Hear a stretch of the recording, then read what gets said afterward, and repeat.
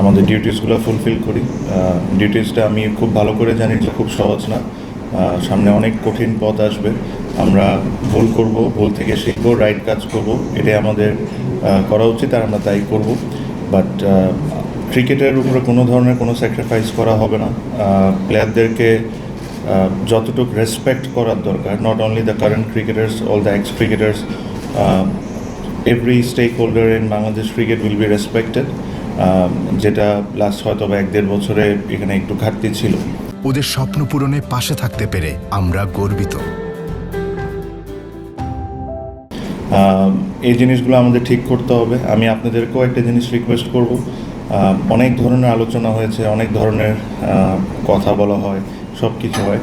আপনারা অবশ্যই ক্রিটিসাইজ করবেন আমরা যদি কোনো খারাপ কাজ করি বা আমাদের যদি কোনো ভুল হয়, ওটা নিয়ে আপনারা অবশ্যই আলোচনা করবেন, এটা আপনাদের অধিকার, আপনারা অবশ্যই করবেন। বাট আমাদের সবার একটা জিনিস মাথায় রাখতে হবে, যেটা হলো বাংলাদেশ ক্রিকেটের যে রেপুটেশন ড্যামেজটা হয়েছে ওয়ার্ল্ড ওয়াইড, এই জিনিসটা কিন্তু আমি একা ঠিক করতে পারবো না। এখানে আপনাদের প্রত্যেকজনের আমার সাপোর্ট দরকার হবে।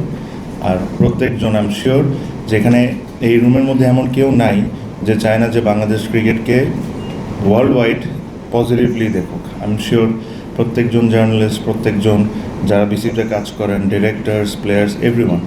বাট আমি আশা করি আপনারা এটা বুঝেন যে লাস্ট 1-1.5 বছরে যা হয়েছে ওটা ঠিক ছিল না বাংলাদেশ ক্রিকেটে। আমি এখানে কাউকে দোষারোপ করবো না, কারোর দিকে আঙ্গুল দিব না, বাট যেটা হয়েছে ওটা অ্যাডমিট আমাদের করতে হবে।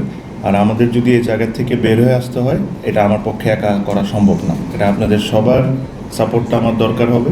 আমরা একসাথে মিলে এই যে বাংলাদেশ ক্রিকেটের যে ড্যামেজ, রেপুটেশন ড্যামেজটা হয়েছে, এই জিনিসটা আমাদের ঠিকঠাক করতে হবে। তার মানে এটা না যে যদি কোনো ভুল হয় আমাদের যে ওটা নিয়ে আপনারা আলোচনা করবেন না, আপনারা অবশ্যই আলোচনা করবেন, আপনারা অবশ্যই ক্রিটিসাইজ করবেন, এটা আপনাদের রাইট। আর হয়তো বা আপনাদের এই ক্রিটিসিজমের দেখে, যেটা সঠিক ক্রিটিসিজম, ওটা দেখে হয়তো বা আমরা ওই জায়গায় কাজ করে জিনিসটাকে ভালো করতে পারবো। সো এটাই আমার বলার। আই এম শিওর 4 বছরের জন্য আমি অনেকবারই আপনাদের সাথে কথা বলবো, অনেকবারই অনেক ইস্যুতে আসবে।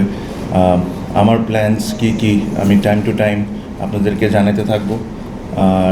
আর আশা করি যে আমরা সবাই মিলে, the board members, cricketers, all stakeholders, media, and every person in this country will take Bangladesh cricket forward. আমি এটাই আশা করি।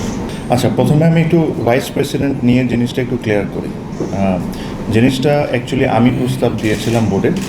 আমি একটা জিনিস আমার যে বোর্ড মেম্বাররা ছিলেন তো ওনাদের কাছে একটা জিনিস বলেছিলাম যে দেখেন, আমাদের গঠনতন্ত্রতে 2 জন ভাইস প্রেসিডেন্ট দিতে পারি আমরা, বাট এটাতে পাস্টের যে এক্সপিরিয়েন্স, এটাতে অনেকের নিজেদের মধ্যে একটা ইগো চলে আসে বা একটা ফাইট চলে আসে, অনেকে হতে চায় যদি ইলেকশন হয়। সো আমি চাই না যে এই ধরনের কোনো জিনিস হোক। আমি এটা প্রস্তাব দিয়েছিলাম যে এখন একজন ভাইস প্রেসিডেন্ট, যে ভবিষ্যতে আরেকজনকে যে আমরা নেব না তা না, কিন্তু এই কথাটাই আমি বোর্ডে বলে নিয়েছি যে আপাতত আমরা একজনকে নিয়ে আগাবো। যদি আমাদের প্রয়োজন মনে করি আর বোর্ড যদি মনে করে যে না আমাদেরকে আরেকজনকে নিয়োগ দিতে হবে, তাহলে আমরা অবশ্যই ইন ফিউচার এটা নিয়ে চিন্তা করব। বাট আপাতত বোর্ড এটাতে এগ্রি করেছে। তো যেহেতু ওনারা এগ্রি করেছেন, আমরা আর এখানে ফাহিম সিনহাকে সবাই একসাথে মিলে আমরা এটা এগ্রি করেছি। সো এই কারণে ফাহিম সিনহা। সেকেন্ডলি ভাই আমি একটু কথাটা শেষ করি, এরকম করি।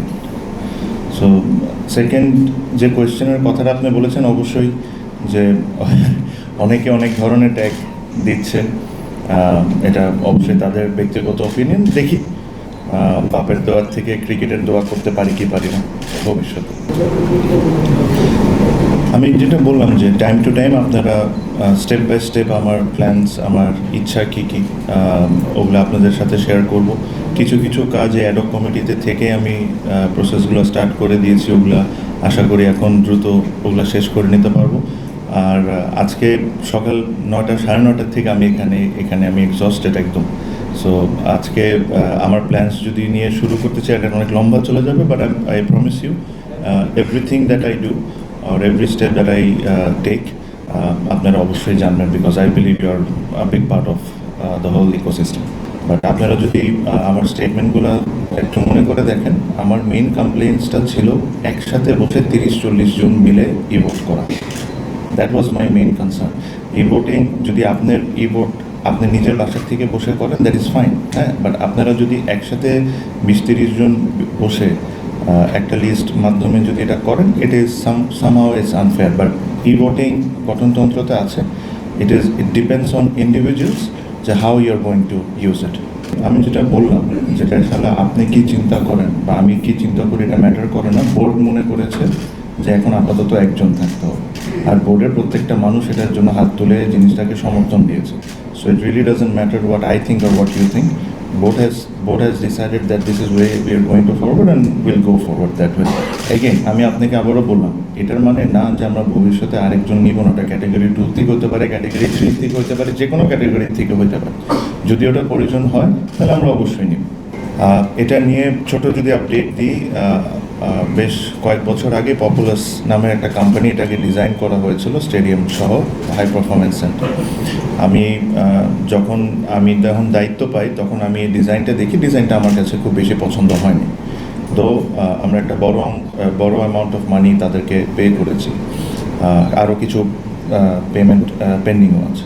তো তাদের সাথে আমি, ফাইম ভাই ছিলেন, সিও ছিলেন, তাদের সাথে আমি একটা জুম মিটিংয়ে অলরেডি বসেছি। আমি বসে বলেছি যে ওনাদেরকে ইনভাইট করেছি, ওনারা যদি বাংলাদেশে আসেন, এসে আমরা এটাকে যদি একটু রিডিজাইন করা যায়, because the way I think, the way the dreams that I have, it probably doesn't fit in যেটা আমি দেখেছি। সো দ্রুত এই ডিজাইন নিয়ে আমরা কাজ করে আমরা আশা করি যে পূর্বাঞ্চলে জিনিসটা আমরা স্টার্ট করে দিতে পারবো। দ্য হোল প্রজেক্ট, আপনি যদি পুরো প্রজেক্টটার বিষয়ে চিন্তা করেন, it requires a lot of money. ওটার জন্য আমাদের অবশ্যই গভর্নমেন্টের একটা বড় সাপোর্ট দরকার হবে। সো ওই আলোচনাও আমরা বলতে পারেন যে ইনিশিয়াল আলোচনা আমরা স্টার্ট করেছি। এটা একটা কমিটি থাকার সময় আমরা ইনিশিয়াল স্টার্ট করেছি। ইভেন ফাইন্যান্স মিনিস্টারের সাথে আমার যখন দেখা হয়, আমি এই কথাটা বলেছেন, he was very positive and he said যে কী করা লাগবে না করা লাগবে ডিটেলস উনি জানতে চেয়েছেন। তো আমরা এখন ফর্মালি ওনার কাছে অ্যাপ্লাই করব। প্লাস এখানে আপনি জানেন যে এখানে এনএসসি জড়িত আছেন। সো এনএসসির মাধ্যমেই আমরা এই জিনিসগুলা করব। সো এগেইন আমার ওটা অনেক বড় স্বপ্ন। আমি আশা করি আমি এই স্বপ্নটা যখন পূরণ করতে পারি, আর এটার জন্য যা যা করার দরকার হবে আমি তা করব।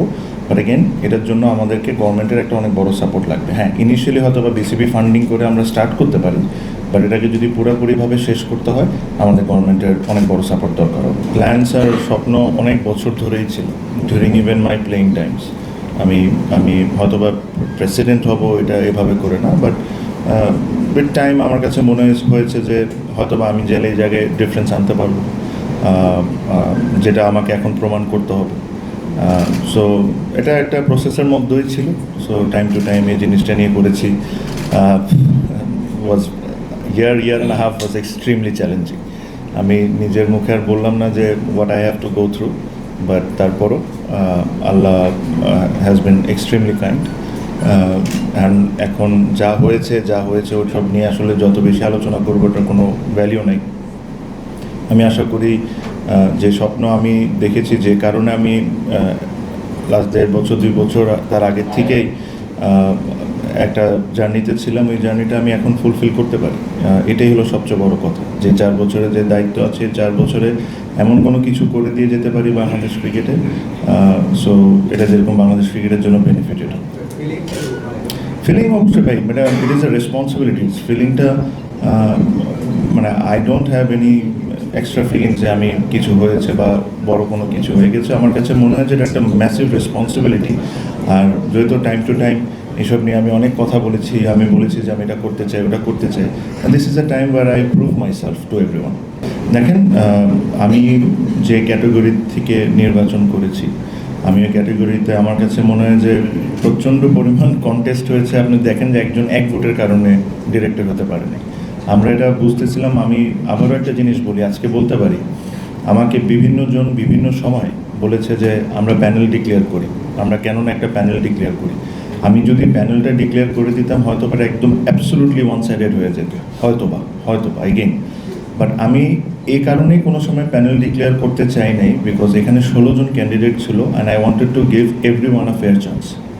এই কারণেই আমরা ওই অনুষ্ঠানটাও একসাথে করেছি। ওনারাও কিন্তু ওই জিনিসটা বিশ্বাস করেন যে everybody got a fair chance. And that is one of the biggest reason we didn't announce the panel. আপনি যদি বিগত মোটামুটি অনেক ইলেকশনে দেখবেন প্যানেল অনেক সময় হয়েছে, অনেক সময় হয়নি, বাট আমার প্যানেল না দেওয়া বা আমরা প্যানেল না করার সবচেয়ে বড় রিজন ছিল যে আমরা এই 16 জন মানুষকে এনাফ অপরচুনিটি দিই যে ওনারা করতে পারেন। এগেন জেলা বিভাগ, আমি আমি হয়তো বা এটা কমিটির সময় প্রেসিডেন্ট ছিলাম, but I do not control those things. আমি এটা কন্ট্রোল করে ডিসিস, ওনারা কাকে কাউন্সিলরশিপ দিবেন না। আর এই ফুল ইলেকশন প্রসেসটা ওয়াজ কন্ডাক্টেড বাই ইসি। আমি এতটুকু আপনাকে বলতে পারি, আমার তরফ থেকে আমার যতটুকু ফেয়ার থাকার দরকার ছিল আমি চেষ্টা করেছি পুরোপুরিভাবে জিনিসটা করার। আর ইলেকশনটা ওয়াজ আমার কাছে মনে হয় ভেরি নাইস অ্যান্ড স্মুথলি যা হয়েছে। একটা ইলেকশন টাইপ ভাইব ছিল। আই এম শিওর হয়তো বা আপনারা আজকে অন্য জায়গা থেকে লাইভে দেখেছেন, বাট যদি আপনারা ওই জায়গায় থাকতেন আপনারা বুঝতেন যে এখানে একটা টেন্স অবস্থা ছিল, যে কে জিতবে কে হারবে, সবাই টেন্সের অবস্থায় ছিল। যে কেউ যদি এক ভোটে পাস করে